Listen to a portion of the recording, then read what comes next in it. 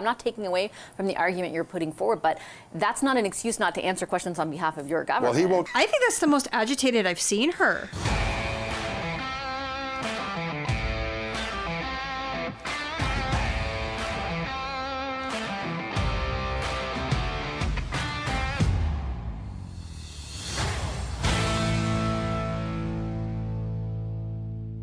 Welcome back to Northern Perspective, everyone. I'm Cypher. And I'm Fox. As most of you know, the Liberals recently rebranded the carbon tax because they believe that Canadians are dumb, and we didn't recognize that we were even receiving the rebate. In keeping with the typical rhetoric of Trudeau's Liberal government, they naturally had to dumb it down for all of us normal people. We return to Vassie Kaplos as she questions Trudeau's Wish.com version of a government house leader, Steve McKinnon. Let's take a look. Hi, Minister. Pleasure to have you back here in studio. It's great to be with you. I appreciate you making the time. Minister, how are you going to judge and how will your government judge the success of this rebrand? Well, first of all, we want to make sure that people are aware of the substantial sum of money they're getting in their bank account on the 16th of the month every 3 months, up to $1,800 for a family of 4. So that's very important. They also need to know that 8 out of 10 families are going to be better off under this plan than in terms of the money they would spend on fuel or other things. Okay. So before, the rhetoric was 8 out of 10 Canadians are going to be better off. Now it's 8 out of 10 families. So we're already changing things up a bit because they know they're getting absolutely murdered on this. Well, and up to $1,800, that's not a lot of money. I mean, I had a look at our bank account to see exactly what we're getting back in carbon tax rebate. Cypher's getting 0, and me, as a unemployed housewife, is getting approximately $854 per year. Now, that sounds like a lot of money, right? This sounds like a pretty good deal. However, let's take a look at the Canada Food Price Report for 2024. We had talked about this previously in another video, and it is put together by Dalhousie University, and it discusses the food trends and the cost of groceries and inflation, shrinkflation, all that sort of things that you'll see in the grocery store. It's saying that for this year, an increase of $701.79 for a family of 4 can be expected at the grocery store. And a lot of that's due to the carbon tax.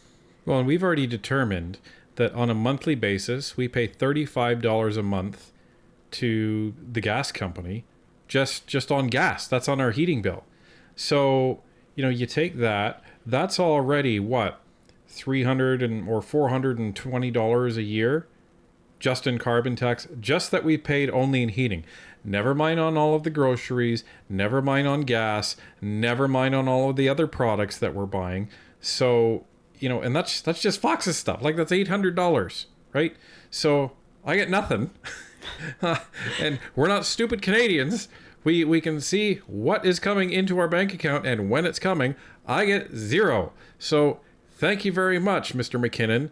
8 out of 10 families are not better off because of the carbon tax. So I guess we're just the quote-unquote 2 out of 10 that aren't receiving more money back. Yeah. I don't think that's true at all. I think there's a lot more than 2 out of 10 Canadian families who are losing money on this carbon tax. And I know all of you in the comments are going to say, yeah, me as well. Like, we've seen it over the course of the last year in terms of the comments that people are leaving. And we even ran a poll on this as well. So, nobody's buying what you're selling, Steve. We want to also make sure that they know that this is going to a fight against climate change. This is a core, integral part of the government's plan to reduce GHGs, something every country on Earth has pledged to do through the Paris Agreement. So I have a lot to parse apart of what you just said, but do you essentially believe that changing the name of the rebate is going to accomplish all that you just said?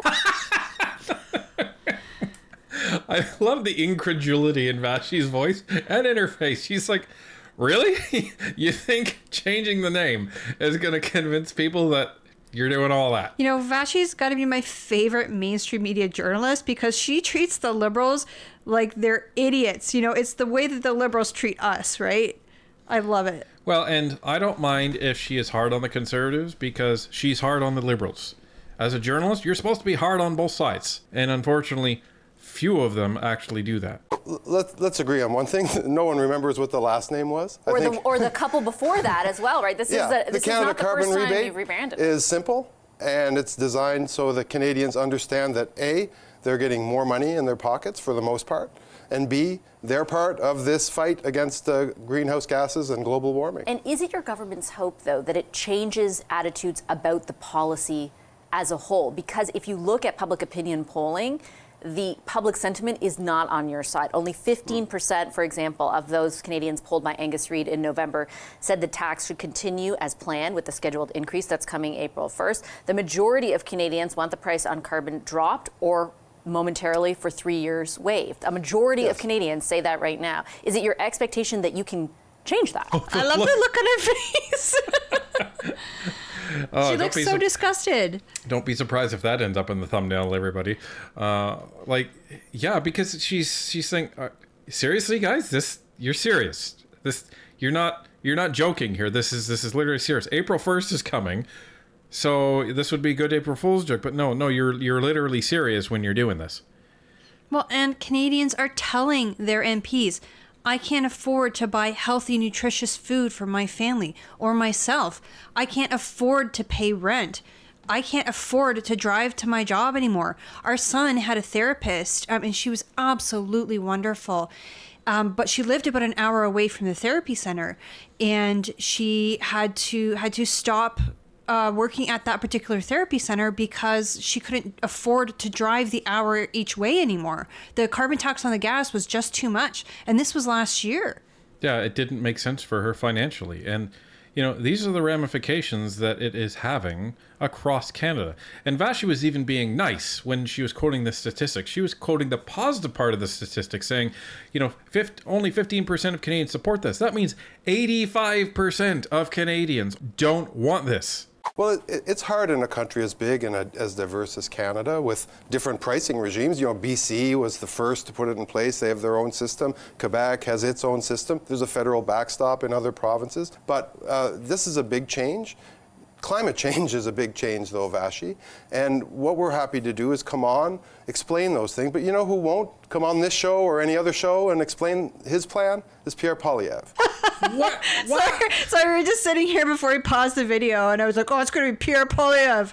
Why would Pierre come on this show and explain your carbon policy? No, I think he means to explain the Conservatives' policy. But here's the thing. The Conservatives are not going to give away their playbook before it's election time. What advantage do they have to tell everybody, including the Liberals, who are just going to steal it, their play-by-play, like their action plan for when they're in government? Like, why would you give away your platform? Yeah, so, and one thing that Pierre has said is the way to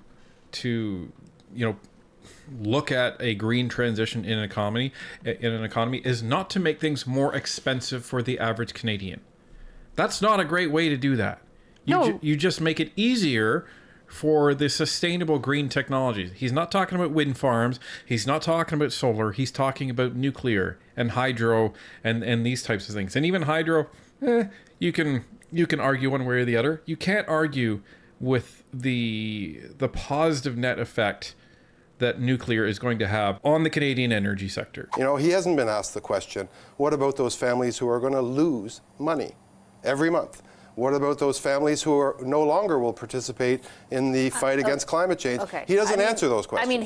I have interviewed his delegates multiple times on their climate plans. So, he himself has not done an interview, but they have, and I've asked all of those questions. I love it when she holds the Liberals accountable for their BS. And here's the thing: what are you gonna tell people when you say you were taking money out of this pocket? Okay, so we, as a family of 3, but still, we have demonstrated earlier for you guys in this video that we are losing money on this carbon tax, and that's not even including everything that you can put into it, right? That was just home heating and groceries. Well, and it's this age-old street scam.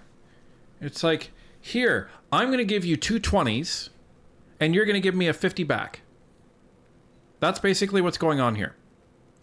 So Canadians are being taxed, and then we're being given money back. Guaranteed, because we've already shown it, guaranteed it's less money. And don't make us bring up the chart again.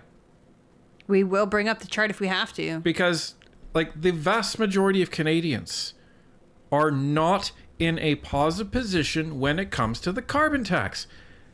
The Liberals' own parliamentary budget officer has actually confirmed it. So, like, this crap that they're coming out here and talking about all this stuff, it is straight up lies. So, like, you don't get to say, well, what about the, you're going to take these checks out of Canadians' pockets. That's right. They are going to take the checks out of Canadians' pockets because they're not even going to take the money from the Canadians in the first place in order to give it back to them in a check. My questions are directed to you in the government. When you say that this will help Canadians appreciate the role they're playing by paying this price on carbon in order to combat the effects of climate change, isn't it not incumbent on your government to actually tell them to what degree this specific policy will reduce emissions? You have not done it. The Auditor General's office pointed that out 3 months ago. It's actually 95% of your climate plan does not have targets attached to it. Why have you not spelled out the degree to which a carbon tax will reduce emissions? Because they don't know. Because Right. it's not real. I mean, that's like asking me how many dragons are in my garage. Like, it's an impossible question, right? Because how do you even do that? How do you do that? Like, what was your benchmark before the carbon tax? How do you know what an average family of 4 bought in terms of fuel? You don't know that. You really, really don't know that. And the other problem that's going to mess up your data even more is you've been bringing in millions of new Canadians into the economy. Like, you have no baseline, even if you tried to measure this. So if they come back and say, oh, well, we know, you don't. You're lying. You are lying. And what is the main reason where you don't have any targets attached into your climate plan? Because it doesn't work. So you don't have to say that you missed them. Well, no one doubts, all the experts agree that carbon pricing is a major component of our plan. This is where I wish Pierre was here and he said, what experts? Yes. Who are these experts? You say that there are experts who are saying this. Who are they? But seriously, again, it's these wishy-washy answers because there is no numbers. Experts agree. Well, if experts agree, experts should be able to provide you the data model to measure it. That's exactly it. Experts should be able to give me a number, and they can't because it doesn't exist. Our targets to reduce climate change and But by how much? to reduce greenhouse gases. And greenhouse gases are coming down. There was a report issued in December by the Environment Department that shows that we're making great progress in the fight against greenhouse With all due gases. respect, that same Auditor General's report at the end of November, or at the beginning of November rather, said that you were not on track to meet your climate targets at that point. Yeah, well, the Environment Department begs to differ, and we are on track to reduce by 30% by 2030. So, these are important things. No one doubts that carbon pricing is an important component, whether it be on industrial large emitters or on individual Canadians, is an integral part of our greenhouse gas reduction plan. But Vashi, what we're doing also is compensating Canadians for making the right choices. But regardless of the choices that you make, 8 out of 10 Canadians are better off under this plan. I want to ask you more about that, because when you say no one doubts the efficacy of carbon pricing or the fact that they are better off, there are a lot of people, in fact, who do doubt that. What about farmers, small business owners, Indigenous leaders in Ontario, some of whom have got together to actually ask the federal court to be exempted from the carbon tax because they say that it leaves their communities worse off than others and breaches the principles of reconciliation? Clearly, there are many people who do not believe that they are better off, and they're willing to go to court to fight you on that. Boom. So I want to touch on one thing where she was talking about reconciliation. So did you know Indigenous communities, nobody gets a carbon rebate? And the reason for that is because they don't file income taxes. Well, and they don't pay taxes, right? Right. Yeah. So that's a big reason. So how can you get a tax rebate if you're not paying an income tax? Right. So they're being charged the carbon tax that the Liberals are trotting out, that it benefits everybody. 8 out of 10 Canadians. Well, I can walk into any Indigenous community and look around and say 0 out of 10 Canadians in this reserve, in this Indigenous community, are actually getting a carbon rebate. So don't bring that stuff. And I love that he tries to pull this power strategy. If you ever want to try to intimidate somebody in a conversation, even though you're talking directly to them, use their name, right? It's a power play to try to get somebody to submit to you, because you're talking down to them. Like, now Vashi, this is what I'm saying here. Right. And I love how she invokes the Auditor General's report, who, they're the ones that objectively look at this. And then his retort to that is, well, the Environment Department disagrees with that. Yeah, I'm sure you would. Like, let's just disagree with the data, even though that's what you keep telling everybody else to look at. Oh, well, rely on the science, rely on the data, but we're not going to do that when it doesn't suit us. So you guys know us. We can't hear that there's a report without actually going and finding that report for you. So I'm going to be reading from the news release dated December the 7th of 2023, and this is from the first progress report on the 2030 emissions reduction plan. So I took a look at this, and in the link that we're going to have linked in our description, you're going to see 3 different things that you can click on. The news release, which is what we're talking about. Then there is the executive summary and the full progress report. I'm reading the news release because it's basically a very short summary that's typically provided to the media and has a good chunk of the information that you need that will then be reported to Canadians. But the full report is there as well. You can take a look at your leisure. So the first thing I noticed in this is that there's no numbers. I mean, there's numbers. It said, in 20 months since the release of the ERP, blah, blah, blah. Like, there's numbers, but there's no actual data.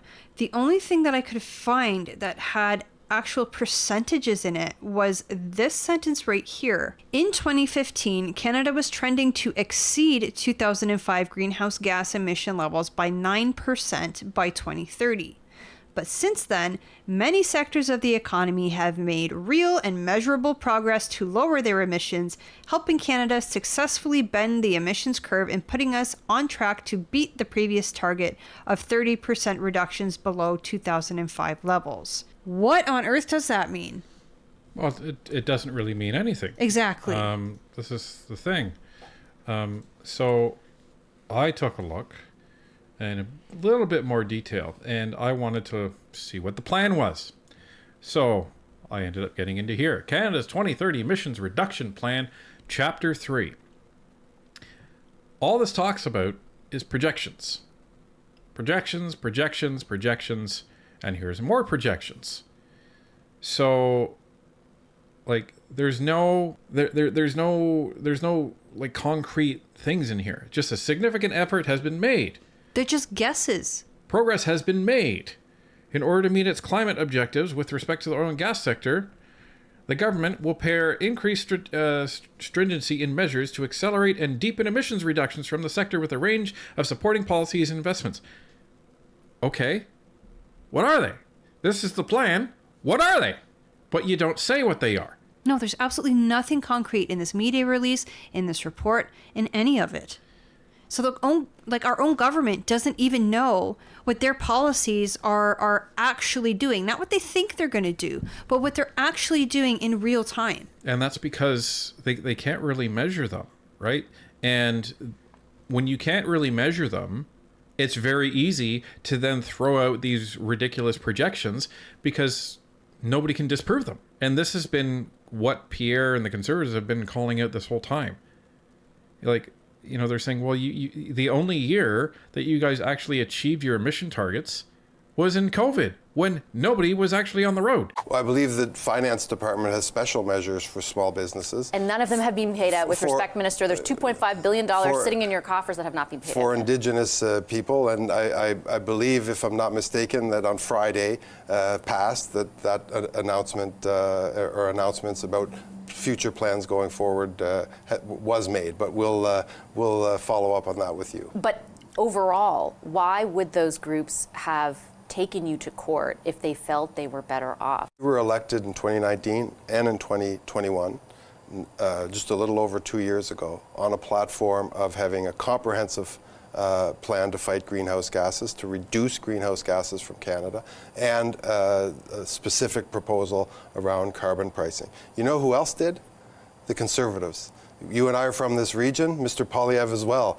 We saw him walk around his riding, knocking on doors with brochures that said, we're going to put a price on pollution. We're But I'm going not to have talking just about the we're going to have a carbon price. But no, but if we believed them then, how are we to believe them now? When all else fails, blame the other guy.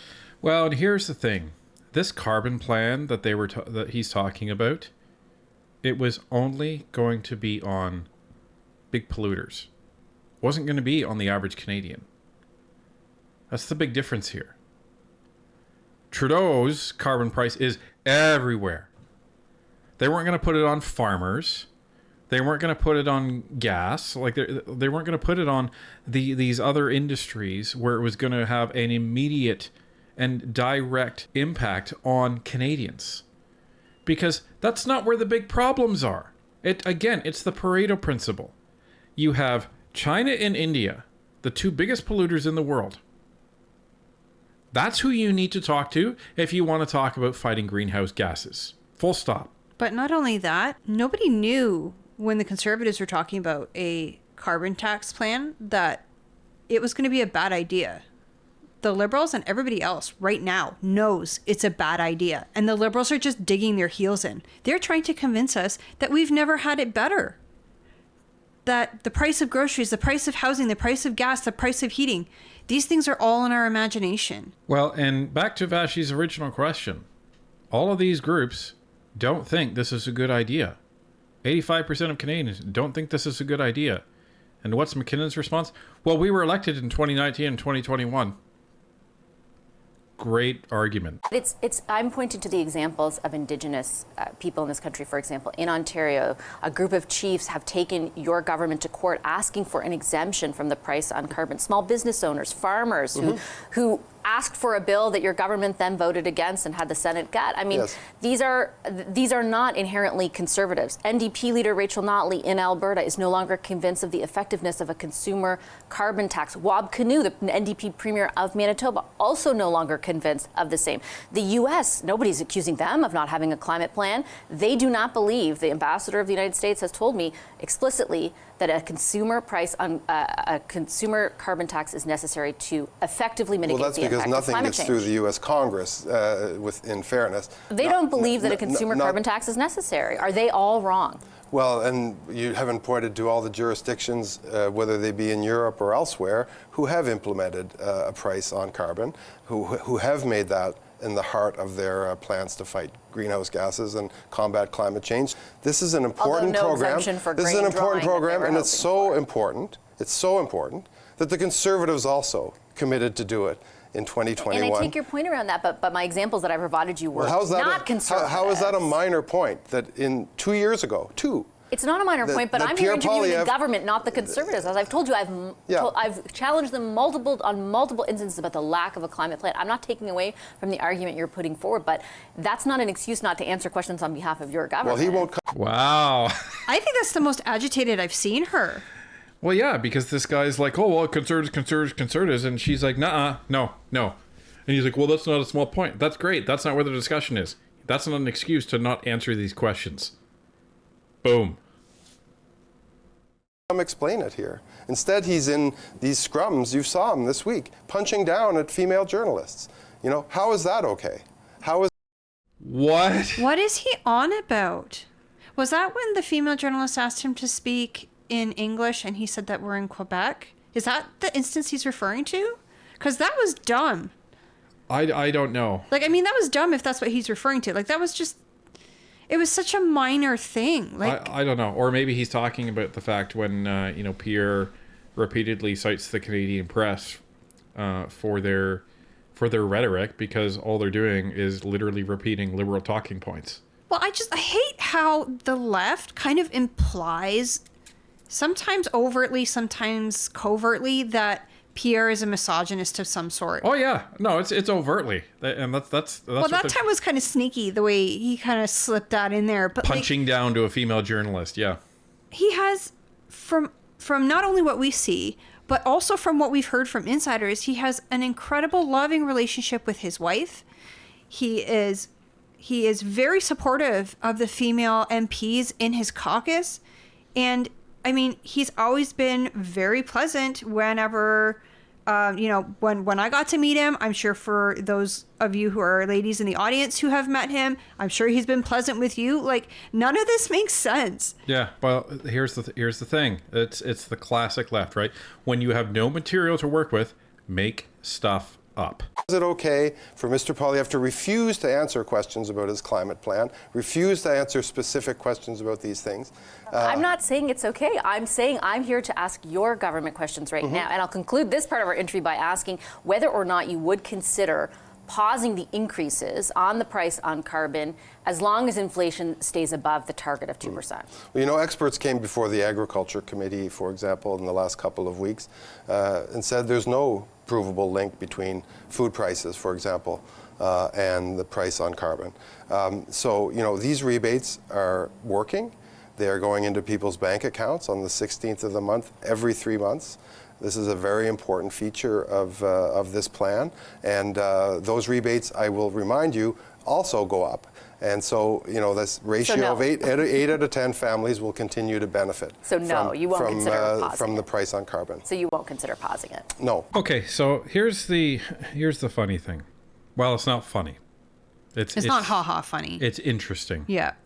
So here's a page out of the Deleuze report that Fox was talking about earlier. And this is an important quote. And it says, a critical challenge arises due to the absence of firm level data necessary for accurately modeling the compounding effects of carbon pricing throughout the supply chain. Notably, the Bank of Canada and other public institutions have yet to conduct a comprehensive assessment of how carbon taxing influences the affordability of food. Now, what you typically have been hearing from the liberal talking heads lately is that there is no evidence to support that the carbon tax is contributing to inflation. This is what they're talking about, folks.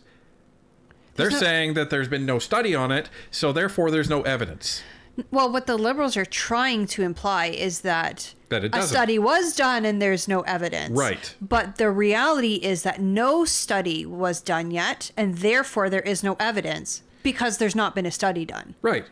But then, you don't need a study. All you have to do is walk into a grocery store, like Pierre did some months ago, and literally talk to the grocery store owner and say, hey, so after the carbon tax went up, did you notice your transport and your transport costs went up? Yup.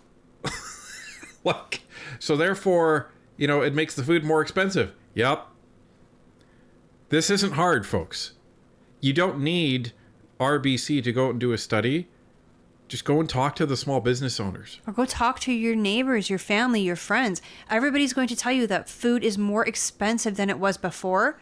And almost certainly the carbon tax has a role to play. And guess what? It's going to go up on April 1st. And the liberals don't care.